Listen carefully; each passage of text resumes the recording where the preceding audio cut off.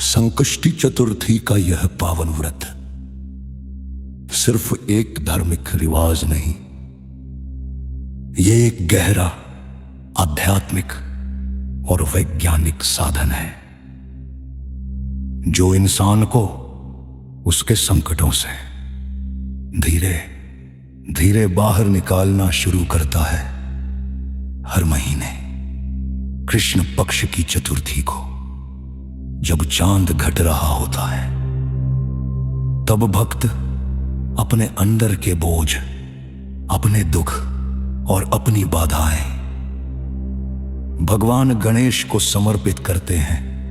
गणेश विघ्नहर्ता है जो रास्तों से रुकावटें हटाते हैं और बुद्धि के देवता हैं जो हमें सही समय पर सही निर्णय लेने की शक्ति देते हैं। इस व्रत का पहला पक्ष भक्ति है।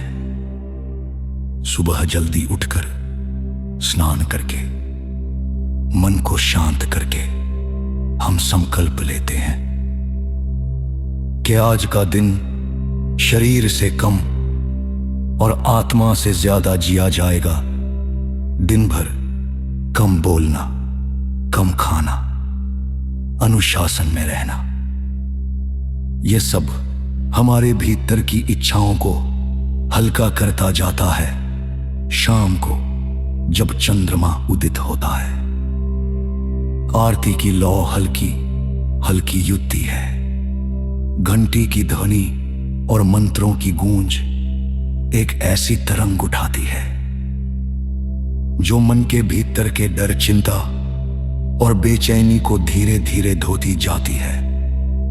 अब जरा विज्ञान के नजरिए से देखो, जब शरीर एक निश्चित समय के लिए अनाज और भारी भोजन से विराम लेता है तो पाचन तंत्र आराम करता है, रक्त में शर्करा संतुलित होने लगती है और शरीर के भीतर की सफाई की प्रक्रियाएं सक्रिय हो जाती हैं। इसे आज की भाषा में इंटरमिटेंट फास्टिंग और ऑटोफैजी जैसी प्रक्रियाओं का समर्थन कहा जाता है। यानी व्रत सिर्फ धार्मिक नहीं बल्कि शरीर के लिए एक रीसेट बटन की तरह काम करता है। फिर आता है मन का विज्ञान, लयबद्ध मंत्र जप। ओम गं गणपते नमः धीमी गहरी स्थिर आवाज में जब बार बार दोहराया जाता है तो मन की बिखरी हुई तरंगें एक लय में आना शुरू होती हैं। सांसें लंबी होने लगती हैं, दिल की धड़कन शांत हो जाती है और दिमाग की भाग दौड़ थोड़ी धीमी पड़ती है। इसी को आधुनिक मनोविज्ञान मेडिटेशन और नर्वस सिस्टम की रिलैक्स्ड स्टेट कहता है। महीने में एक बार, एक ही दिन, एक ही नियम, एक ही तरह की पूजा, ये दोहराव एक आदत बनाता है। ये आदत हमारी विल पावर को मजबूत करती है। हम आज नहीं बाद में कहने की ताकत सीखते हैं। इच्छाओं पर नियंत्रण, क्रोध पर नियंत्रण और ध्यान को लक्ष्य पर टिकाए रखना धीरे धीरे आसान होने लगता है। और जब पूरा परिवार या समाज एक साथ व्रत रखता है, एक साथ पूजा करता है, तो उस क्षण सबके मन एक ही दिशा में जुड़ जाते हैं। ये सामूहिक प्रार्थना सिर्फ ईश्वर तक नहीं पहुंचती बल्कि एक दूसरे के दिल तक भी पहुंचती है। रिश्ते थोड़ा और नरम पड़ते हैं और घर का वातावरण थोड़ा और पवित्र, थोड़ा और शांत हो जाता है। सच कहें तो संकष्टी व्रत एक पुल है।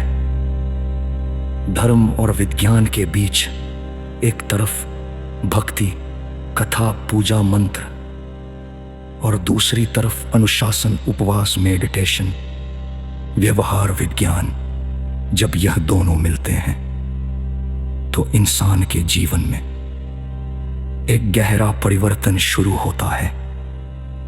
संकष्टी सिर्फ संकट मिटाने का व्रत नहीं, यह अपने भीतर की अव्यवस्था को व्यवस्थित करने का अभ्यास है। यह हमें याद दिलाता है कि जब हम लालसाओं को थोड़ा कम कर देते हैं तो ईश्वर की आवाज और ज्यादा गूंजदार और साफ शनाए के मिल लगते हैं।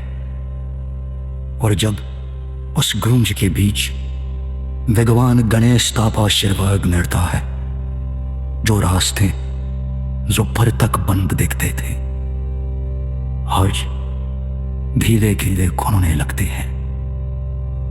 यही है संकष्टी व्रत का आध्यात्मिक और वैज्ञानिक रहस्य।